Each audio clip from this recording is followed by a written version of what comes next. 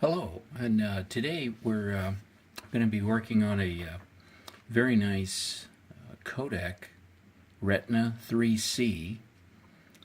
This is the small C. They made two types of 3C types, and we'll be taking the top portion off and just doing a cleaning and then reassembling. These are relatively straightforward, the way you take these off. And they're beautiful little cameras, but we're going to be kind of doing some cleaning on the rangefinder and give it a quick cleaning on the inside. The way that you can tell, by the way, if you have a 3 small C or large C, one of course is on top where it shows the Roman numerals 3 and the small c. The 3C large C model will obviously have the larger C, but visually speaking, you can always tell if you're looking at something online, the rangefinder windows and the view windows are going to be a little bit bigger. That was a big plus on the large 3C type with the retinas. I'm going to put that down and we'll get prepared to start taking that apart.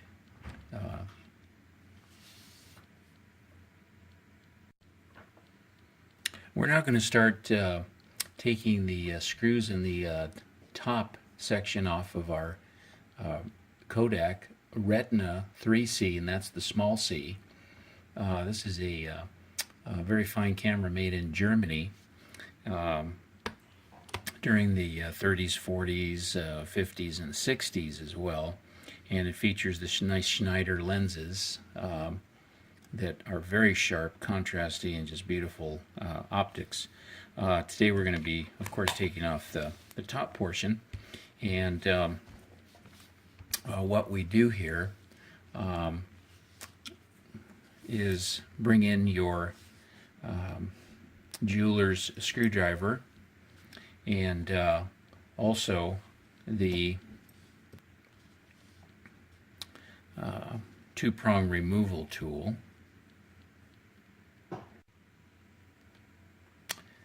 These are referred to, of course, as spanners. They come out and move back in, and they're micro-adjusted, and they have fine pinpoints to remove spanner screws such as these. And you just adjust these so that these two pins go right in here, and this is a left removal type. Then I just tighten those down and turn those, and that comes right off. Just give it a couple of spins, and that should come off very easily. Make sure to keep your parts right on the surface you're working on, and be careful you don't lose those, because they are important, or you'll have to get another collection of screws to take care of that. And the way that this is made, you don't have to, like on regular or other types of 35mm cameras, you have to hold the prong on the inside of the film rewind spool, but this is made so that once that's removed, you don't have to do anything else, as you can see. Then we take our jeweler's screwdriver of the appropriate size, and there's 2 screws, 1, 2, and then we need to remove those. And these typically come off with not too much problem. There's that one, and then the one just below. When I disassemble and refurbish or restore cameras, I like to keep the screws and elements that are involved in their correct order when I remove them. So this screw here that keeps it nice and orderly. And we'll remove the top screw as well.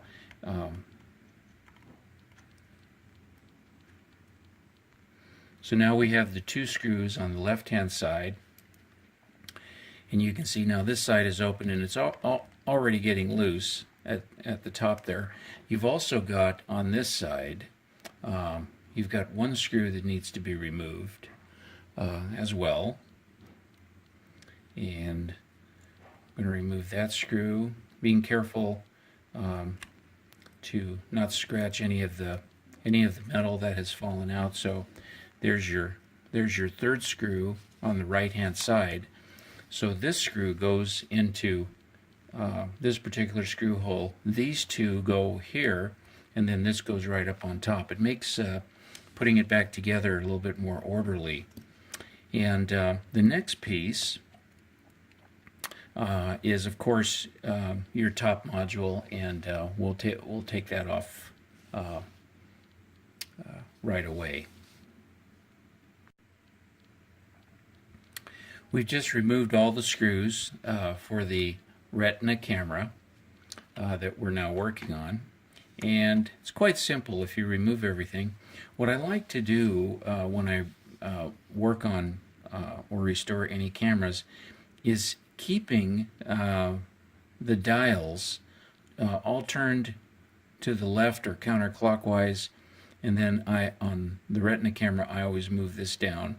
I don't know if you can see that to the very furthest ISO rating, and that puts everything into one perspective, so that when you reassemble, it's a little bit easier when you do that. So what we're going to do now that all the screws are taken off, we can go ahead and just remove that top, and it comes right off. And we'll set this here, and then as you can see, there's the interior of the Retina camera.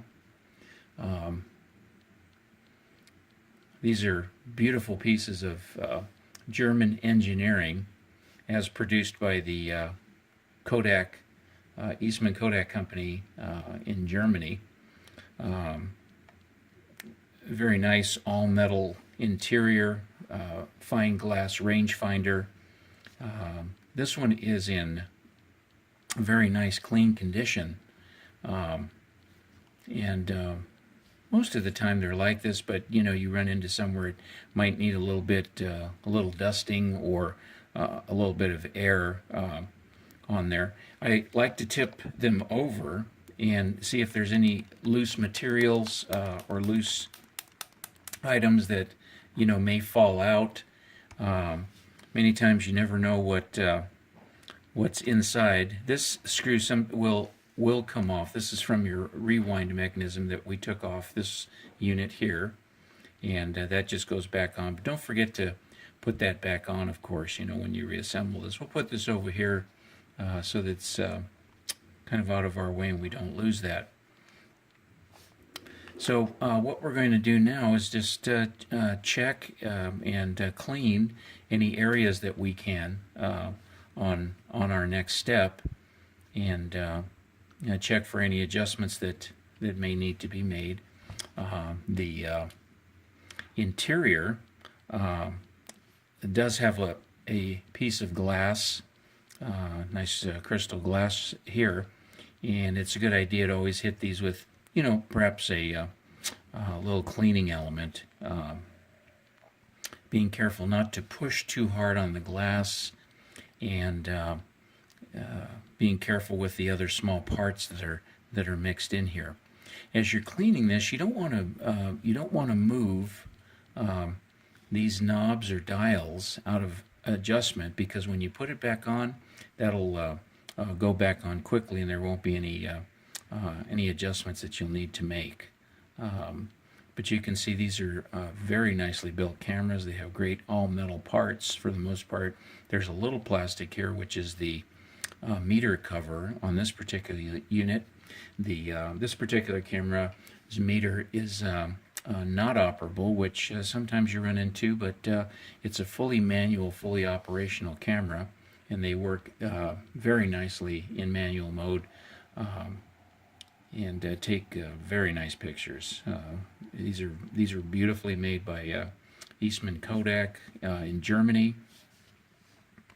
and you can see how this unit comes out. You can see the top part mechanism and see how that is. So we'll put all this back together after we give it a cleaning and check for any alignments or misalignments rather in the next phase.